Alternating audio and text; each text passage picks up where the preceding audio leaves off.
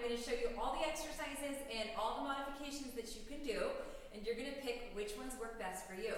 So let's get started with these first exercises are the ones that you're going to see on the 10-minute high-intensity interval training workout. And again, remember, this is a rest-based workout, so this means that you're going to push as hard as you can until you can't, and then you're going to rest just a minute and then get right back into it. So the first exercise is going to be a wacky jump, okay? It looks like this. It looks a little wacky, right? All right, if you need to modify this because you can't jump from side to side, you can certainly, here, side to side, okay? What I really want you focusing on is crunching the rib cage to the hip bone, making sure you're not tipping forward. All right, half burpees is the next exercise. I'm going to show you the chair modification first. That looks like this. You're going to hold on to the chair, and if you're not a jumper, you're going to step back, back, up, and up. Whoops, we're not going up. I just remembered. You're going to go back, back, up. So it's just like you're running. All right, if you want a little bit of a jump, but you still can't get down to the ground, you're here. Forward and back. And I want you to think of this again as a crunch. Rib cage to the hip bone. So we open it up and we crunch it together. The more advanced move is right here. Hands on the floor, just like this. So we're just doing that last half of the burpee. All right? Then we have jumping jacks. Most people know jumping jacks right here. Pressing and pulling. If you want to use very small weights, 2 or 3 pounds for this, you can. A modified jumping jack could be here. Just like this. If that's not enough for you, just right here, raising those arms, pushing and pulling with the shoulder muscles. And then the last one is a knee pull. So you're going to put all your weight on this leg. Almost everybody should be able to do this one. If it's too easy for you, then certainly grab a weight, maybe even a medicine ball or just a duffel bag filled with a little bit of weight. So you're going to pull right here. So it's a rotation from this left rib cage, rotating toward the right hip bone. So you're going to do a set on each side. All right, so now into the strength exercises. I'll show you the exercise and then I'll show you modification. So in our strength routine, you're gonna see the row pull and press. So I want you to grab one dumbbell, step your feet wide apart. You're gonna get down into kind of a lunge. So I'm gonna rest my elbow on my knee here. Okay, I grab that weight. It's a pretty good weight. I'm only using 12 pounds right now, but most of you could probably go anywhere from 10 to 15 pounds.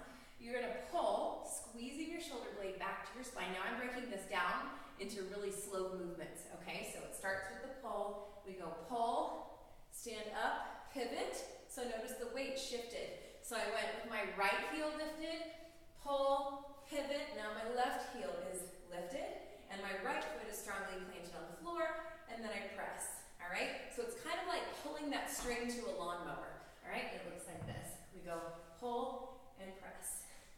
Abs tight. Make sure that you're not rounding your back like this, and we're not lifting from here. We're pulling from the arm here, okay? So we pull, pivot, and press. Now I realize that the pivot and that lunge can bother some people. So if your knees have issues with the pivoting or that lunging, all I want you to do is just keep it in a straight leg position. So you're gonna reach, your back is nice and flat, your abs are nice and tight, you're reaching a little bit diagonally, still pulling, up and press. So we get the same movements, not quite as big, but we also don't have to incorporate now that knee joint, all right? So it's straight back, pull with the elbows, squeezing the shoulder blade back to your spine, stand and press. All right, we're gonna do one of those on each side. Then our next one is a side lunge with a curl. All right, I'm gonna take the weight in my right hand and I'm gonna lunge out to the left, big step. The right leg stays straight, lunge way back, so my weight is in this left heel, my butt's pushing way back there, and curl, and I stand together. So we'll do a minute on each arm. All right? If the side lunge is not working for you, you're gonna stand, you might want to hold on to something. We're gonna abduct the leg, abduct meaning taking away from the center line of the body, and bicep curl. All right? So you'll do that on each side. And then the last one, we got 2 more. One is a push-up with a row. I'm going to give you a variation for this with the dumbbells, and then one without, so that those of you that can't do push-ups, maybe your wrists bother you, have an option as well. So push-up with a row is here. We push up, feet nice and wide to stabilize, row, and row. Now on this exercise, you want to make sure your hips aren't pivoting so that you can row. You can also do this on your knees, so we can go push up, row, row. Sometimes people's hands bother them holding onto those dumbbells. So you're totally okay doing a push-up with your hands on the ground, and then pick that weight up, pick the weight up. You're just shifting the weight a little side to side. All right, so that's the push-up with the row. If you can't do push-ups, if your wrists give you a hard time, then I want you doing a chest press. Your first one is going to be a single chest press, and then we'll go 1 and 1. So we'll go, we'll go double, and then single. Double, and then single. We're doing each of these exercises for 1 minute. All right, we have one more exercise. It's the crunch and twist. So you'll grab one dumbbell.